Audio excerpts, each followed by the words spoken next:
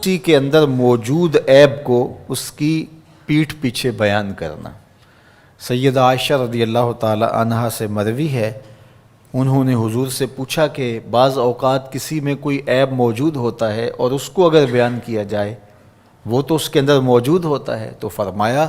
اس کو اگر بیان کیا جائے جو موجود ہوتا ہے یہی تو غیبت ہے، اور اگر موجود نہیں ہے تو بیان کیا جائے یہ تو بہتان ہوگا، جو کبیرہ گناہوں میں سے ایک گناہ ہے۔ اور کسی کے اندر عیب موجود ہو اور اس کو بیان کرنا اور اس کی شرعی ضرورت نہ ہو۔ آپ کو عدالت میں گواہی دینے کی نوبت نہیں آئی ہے، کسی نے آپ سے نہیں پوچھا کہ میں فلاں کے بیٹے سے رشتہ کرنا چاہتا ہوں تو وہ کیسا ہے، تو یہ مجبوری ہو تو پھر تو بتانا پڑے گا کہ وہ نشے کا عادی ہے، تو اپنی بیٹی کو اس دلدل میں نہ پھینکیں، وہ ایک الگ بات ہے۔ کوئی ضرورت شرعی نہیں تھی، کوئی اخلاقی ضرورت نہیں تھی، تو اس کے بغیر کسی کے عیب کو چھالنا، لوگوں کو اس سے بدظن کرنا، اس سے نفرت دلانا اور خام خواہ اس کی آبرو ریزی کرنا، یہ سخت جرم ہے اور یہ کبیرہ گناہوں میں سے ایک بڑا گناہ ہے۔ اور یہ بات ذہن میں رکھیے گا کہ اگرچہ غیبت عام ہو گئی ہے اور عام ہونے کی وجہ سے اس کو عیب نہیں سمجھا جا رہا، تو اس کا یہ مطلب نہیں ہے کہ یہ عیب نہیں رہا، یہ پھر بھی عیب ہے، اور اتنا بڑا گناہ ہے کہ فرمایا گیا الغیبۃ اشد من الزنا، غیبت بدکاری سے بھی بڑا گناہ ہے۔ اور پھر بدبختی، معاشرتی قدروں کی پامالی یہ ہے کہ کسی کی بدخوئی کرنا یہ تو معمول زندگی لوگوں کا بن ہی گیا، لوگوں کی بیٹیوں کے تبصرے لوگوں کی مجلسوں میں آ جاتے ہیں۔ یہ کتنی بد نصیبی ہے کہ کسی کے گھر کی باتیں وہ 100% درست ہی کیوں نہ ہو، اس کی بیٹی کا تذکرہ، ماں بہن کی باتیں چوپالوں میں، بیٹھکوں میں، مجلسوں میں گونجتے ہوئے کہکہوں کی صورت کے اندر بیان ہوں، تو ذرا بتائیے کہ وہ معاشرہ کوئی معاشرہ ہے؟ آج میں اور آپ دیکھیں کہ ہم کہاں کھڑے ہیں۔ اور آقا کریم علیہ الصلوۃ والسلام کو یہ چیز دکھلائی گئی کہ تانبے کے ناخنوں سے اپنے چہرے کو نوچ رہے ہیں۔ اپنا معاشرہ تشدد اور افتراق کا شکار ہو کے رہ گیا ہے۔ یہاں یہ بات بھی میں کہنا چاہوں گا کہ بریکنگ نیوز کے نام سے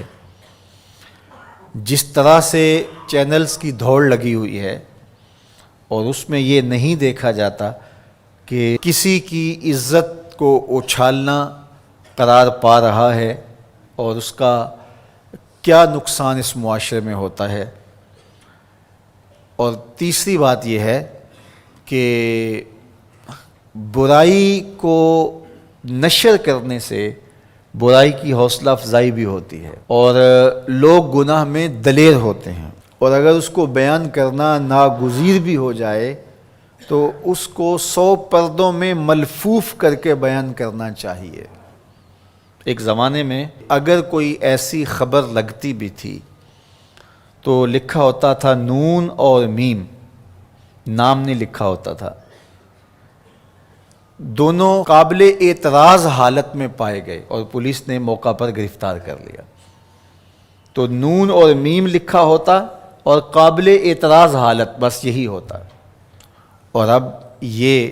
بریکنگ نیوز کے چکر کے اندر کیمرہ لے کے اندر گھس جاتے ہیں اور قوم کو دکھا رہے ہوتے ہیں، اور ہم اگر میڈیا پہ آئیں اور دیکھیں تو لگتا ہے کہ معاشرے کے اندر برائیاں ہی برائیاں ہیں، اچھائیاں نہیں ہیں۔ تو میں ایک دفعہ ایک میڈیا کے ساتھی سے کہا کہ نیوز ویلیو صرف برائی ہی کی کیوں ہے،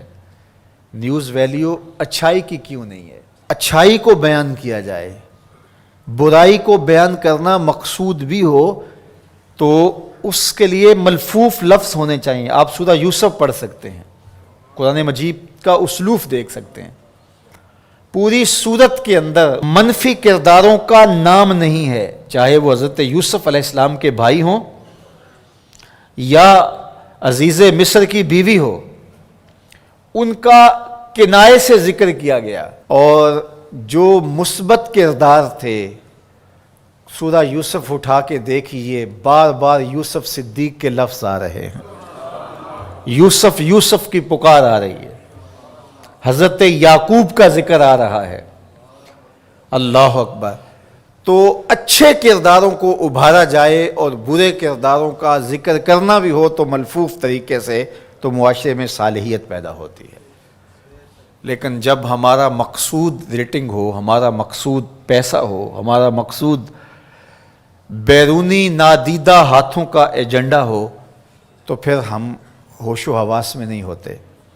پھر جو ہم سے کروایا جاتا ہے ہم وہی کر رہے ہوتے ہیں۔ یہ بد نصیبی ہے